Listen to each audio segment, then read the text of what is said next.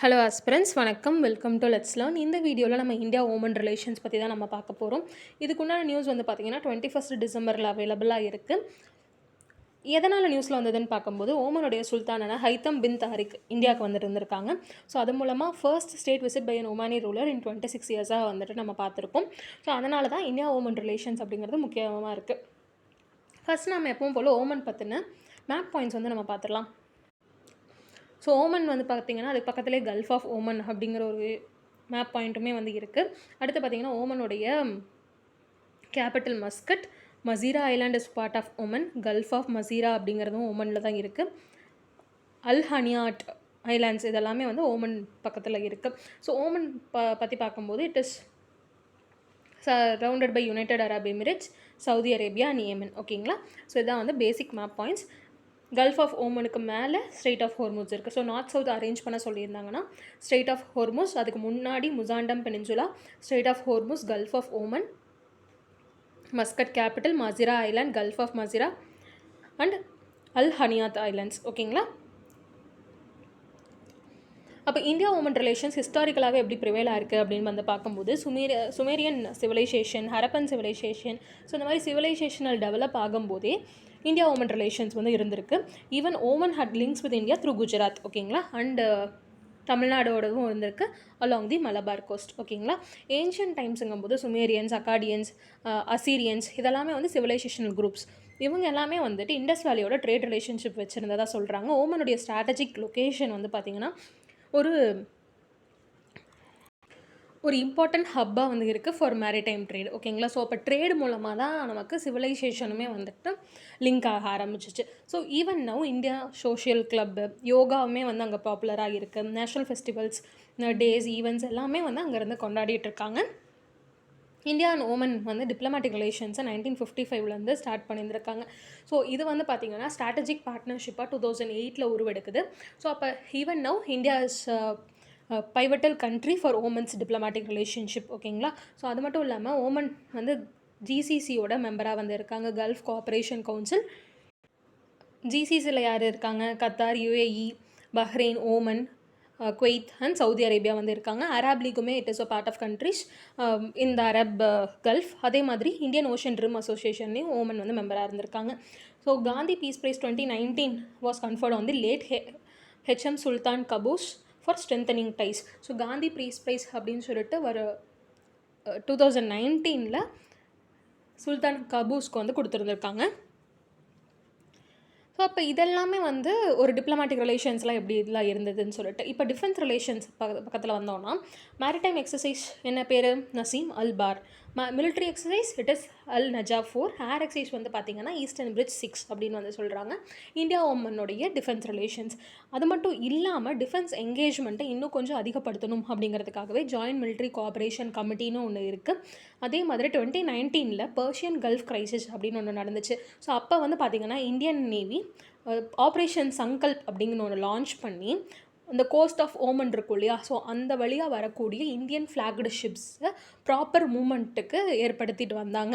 So இப்போ gulf of Oman வந்து எங்கே இருக்குதுன்னு பார்த்தீங்கன்னா இந்த ஸ்ட்ரெயிட் ஆஃப் ஹோர்முஸ் பக்கத்தில் வந்துட்டு இருக்குது. It is gulf of Oman. இந்த வழியாக தான் அந்த ஆப்ரேஷன் சங்கல்ப் வந்து மேக் பண்ணியிருந்திருப்பாங்க இந்தியன் நேவி. ஓகேங்களா? ஸோ அது மட்டும் இல்லாமல் India has been granted access to Dukum Port which is in Oman. So அது மூலமாக இந்தியாவுக்கு ஒரு ஸ்ட்ராட்டஜிக் பேஸுமே ஓமனில் இருக்குது அப்படிங்கிறத நம்ம தெரிஞ்சுக்கலாம். ஸோ துக்கும் போர்ட் வந்து பார்த்திங்கன்னா கல்ஃப் ஆஃப் மசீராக்கு கீழே இருக்குது. ஸோ இதுக்கு தான் இந்தியாவுக்கு ஒரு ஸ்ட்ராட்டஜிக் பேஸ் வந்து கிடச்சிருந்துருக்கு. இதை தாண்டி எக்கனாமிக் அண்ட் கமர்ஷியல் ரிலேஷன்ஸ் அப்படின்னு வரும்போது நம்மளுடைய பைலேட்ரல் ட்ரேட் $12 பில்லியன் ரீச் ஆயிருந்திருக்கு. அது மட்டும் இல்லாமல் எக்கனாமிக்கலாக வந்து பார்த்தோம்னா 6000 இந்தியா ஓமன் ஜாயிண்ட் வெஞ்சர்ஸ் வந்து ஓமனில் ப்ரெசென்ட்டாக இருக்கதா சொல்கிறாங்க. ஓமனுடைய க்ரூட் ஆயில் எக்ஸ்போர்ட்ஸ்க்காக இந்தியா தான் செகண்ட் லார்ஜஸ்ட் மார்க்கெட்டாகவுமே வந்து இருந்திருக்காங்க இந்த இயர் ஆஃப் 2022. ஸோ இதையும் தாண்டி எக்கனாமிக் கோஆப்ரேஷனை வலியுறுத்தணும் அப்படிங்கிறதுக்காகவே joint commission meeting and joint business council எல்லாமே வந்து அண்டர்டேக் ஆகிட்டுருக்கு. Indian companies have investments in sectors like iron, steel, cement and textile. அதே மாதிரி G20 சைட்லைன்ஸில் ஸ்டார்ட் பண்ணப்பட்ட India Middle East Europe connectivity corridor வந்து ஓமன் வழியாக தான் வந்துட்டு செயல்படுத்த போகுது. So Oman being an important role. ஓகேங்களா? ஸோ எக்கனாமிக் ரிலேஷன்ஸ் அப்படிங்கிறத நம்ம டேட்டா பாயிண்ட்டாக வந்து பார்க்கணுன்னா, crude oil it's second largest market for Oman after China. So ஓமனில் இருந்து வெளிவரக்கூடிய க்ரூட் ஆயில் மார்க்கெட் அப்படின்னு வந்து பார்க்கும்போது ஃபர்ஸ்ட் சைனா அதிகமாக வாங்குறாங்க ஓமன் கிட்ட இருந்து. அடுத்து வந்து நம்ம இந்தியா தான் வாங்குகிறோம். ஓகேங்களா? ஸோ நான் ஆயில் எக்ஸ்போர்ட்ஸ் அப்படின்னு வந்து பார்த்திங்கன்னா second largest market for Oman after Saudi Arabia. So ஆயிலை தாண்டி வேறு ப்ராடக்ட்ஸ் அப்படின்னு வந்து பார்க்கும்போது சவுதி அரேபியா தான் முதல்ல வாங்குகிறாங்க அதிகமாக. அடுத்து பார்த்திங்கன்னா இந்தியா வந்து வாங்குகிறோம். ஓகேங்களா? So this is oil, this is non oil. அது மட்டும் இல்லாமல் Oman India joint investment fund அப்படிங்கிறது 2010 ஒரு ஸ்பெஷல் பர்பஸ் வெஹிக்கலாகவே ஸ்டார்ட் பண்ணியிருந்திருக்கும். இது எதுக்காக அப்படின்னா ஒரு 50-50 ஜாயிண்ட் வெஞ்சர் வந்து ஸ்டேட் பேங்க் ஆஃப் இந்தியாவும் state general reserve fund of ஓமனும் க்ரியேட் பண்ணணும் அப்படிங்கிறதுக்காக தான் ஒரு ஜாயிண்ட் இன்வெஸ்ட்மெண்ட் ஃபண்ட் வந்து நம்ம க்ரியேட் பண்ணியிருந்திருக்கோம். அடுத்து ரூபே டெபிட் கார்டு. ஸோ 2 கண்ட்ரிலையுமே ரூபே டெபிட் கார்டு அப்படிங்கிறது ஸ்டார்ட் பண்ணப்பட்டது. a key footprint of India's initiative of promoting digital public infrastructure வந்து ஓமன்லேயும் செயல்படுத்தணும் அப்படிங்கிறதுக்காக. இப்போ இந்தியாவில் டிஜிட்டல் பப்ளிக் இன்ஃப்ராஸ்ட்ரக்சர் என்ன பேரில் கூப்பிட்றோம்? இந்தியா ஸ்டாக் அப்படின்னு வந்து சொல்கிறோம் இல்லையா? அதில் தான் வந்து presenceless layer, cashless layer, consent layer அதெல்லாமே வந்து இருந்திருக்கும். ஸோ அதை வந்து அப்படியே ரெப்ளிகேட் பண்ணுறோம் in Oman. The first ever India Oman defence industrial seminar வந்து மஸ்கட்டில் 2023 தான் நடந்திருக்கு. ஸோ அப்போ இண்டஸ்ட்ரீஸையும் டிஃபென்ஸையும் நம்ம மர்ஜ் பண்ணி ஒரு செமினாருமே நம்ம கண்டக்ட் பண்ணியிருந்திருக்கோம். அதே மாதிரி இப்போ ரீசெண்டாக ஓமனியன் சுல்தான் வந்திருந்தாங்க இல்லையா? ஸோ அப்போ வந்து பார்த்திங்கன்னா ஒரு joint partnership for the future அப்படின்னு சொல்லிட்டு ஒரு விஷன் டாக்குமெண்ட்டுமே ஸ்டார்ட் பண்ணியிருந்திருக்காங்க. அதில் health, education, oil market sector, renewable energy இது எல்லாத்தையுமே வந்து கவர் பண்ணியிருந்திருக்காங்க. அது மட்டும் இல்லாமல் யூபிஐ வந்து இந்தியா வந்து அங்கே இருக்கக்கூடிய யூபிஐயில் செயல்படுத்தலாம் அப்படின்னு வந்து சொல்கிறாங்க. ஓமனுடைய மொபைல் வாலெட் ஆப் பேர் வந்து பார்த்திங்கன்னா தவானி. இந்தியாவுடைய யூபிஐயை ஓமனுடைய தவானி மூலமாக மர்ஜ் பண்ணலாம் அப்படிங்கிறத சொல்லியிருந்திருக்காங்க, which is in Oman country. ஓகேங்களா? இதையும் தாண்டி ஒரு ஃபினான்ஷியல் இன்டெலிஜென்ஸ் யூனிட் கூடயும் national centre for financial information 2 body கூடயும் எம்ஓயு வந்து சைன் பண்ணியிருக்கப்படுது on cooperation with exchange of intelligence related to money laundering, associated predicate offences and terrorism financing. So இப்போ global சேலஞ்சஸை வந்து மீட் அவுட் பண்ணும் அப்படிங்கிறதுக்காகவே ஒரு MoU வந்து சைன் பண்ணப்பட்டிருக்கு. Dhofar university and Indian council for cultural relations இது எல்லாமே வந்து இந்தியன் ஸ்டடீஸை ஓமனில் எப்படி செயல்படுத்தணும் அப்படிங்கிறத வந்து ஹிந்தி லாங்குவேஜில் அங்கே சொல்லித்தராங்க. So it is also in India Oman relationship things. நாம் ஏன் ஓமனோட இவ்வளோ கோஆப்ரேஷன் மேக் பண்ணுறோம்?